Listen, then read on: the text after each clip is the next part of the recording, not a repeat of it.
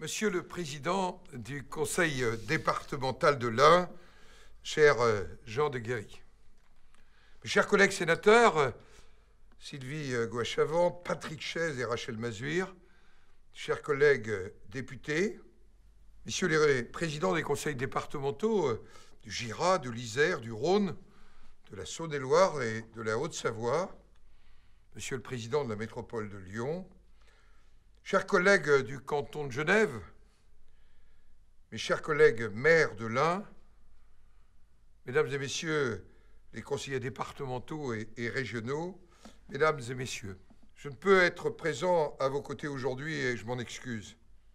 Mais je tiens par ces images à saluer l'initiative du président du conseil départemental de l'Ain, qui a directement, et j'insiste sur le mot directement, interrogé les élus de son département pour mesurer leurs attentes vis-à-vis de l'action de la collectivité départementale.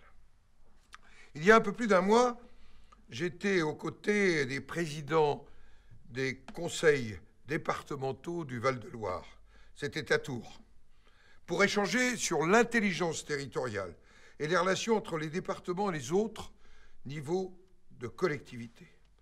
Nous avons eu alors des échanges éclairants qui témoignaient à la fois de la capacité d'innovation des élus locaux pour développer leur territoire, du dynamisme des départements, de leur faculté à se renouveler, à mutualiser, à partager. Cette faculté d'adaptation et de renouvellement, c'est celle du département de l'Ain. C'est aussi, je le sais, celle aussi des départements voisins. Je crois en l'avenir et en l'utilité essentielle de la collectivité départementale. Le département, ce n'est pas une nostalgie, c'est un repère pour nos concitoyens qui ont besoin aussi de proximité. C'est cet échelon indispensable à la cohésion sociale et territoriale. Je n'oppose pas les différents niveaux de collectivité, et notamment pas département, région, métropole. Mais je suis attaché à l'équilibre des territoires comme je suis attaché à la réalité communale et intercommunale. Je le dis devant le président de la métropole de Lyon.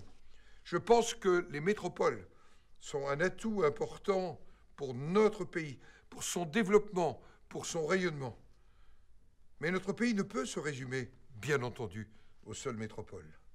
La recherche d'un meilleur équilibre entre métropole et monde rural est l'une des préoccupations du Sénat, tout comme le devenir des villes moyennes qui forment un réseau indispensable pour assurer le développement des territoires. Pour assurer ce développement harmonieux, nous avons besoin d'une meilleure coopération territoriale, dans une forme de subsidiarité au service des territoires et de nos concitoyens. Le besoin de proximité réelle, tout comme celui de l'ingénierie, sur fond d'affaiblissement de l'État en ce domaine. Certains départements s'engagent dans la voie de mutualisation, de coopération interdépartementale qui permettent d'optimiser l'action publique. Toutes ces initiatives permettent aux départements de renouveler profondément leur action. L'originalité de la démarche du département de l'Ain est d'aller encore un cran plus loin dans la démarche d'écoute du terrain par le biais de la consultation des élus locaux. Une méthode que nous employons au Sénat, car il nous paraît essentiel d'écouter, d'entendre les interrogations et les aspirations du territoire. Le Sénat, notamment grâce au relais des 3 sénateurs de votre département, sera attentif aux résultats de vos états généraux. Je veux ici vous dire que vous pouvez compter sur le Sénat pour défendre les principes de libre administration et d'autonomie financière des collectivités. Je ne doute pas que ces dossiers seront abordés lors des débats de révision constitutionnelle. Très bonnes assises dans ce très beau département de l'Ain.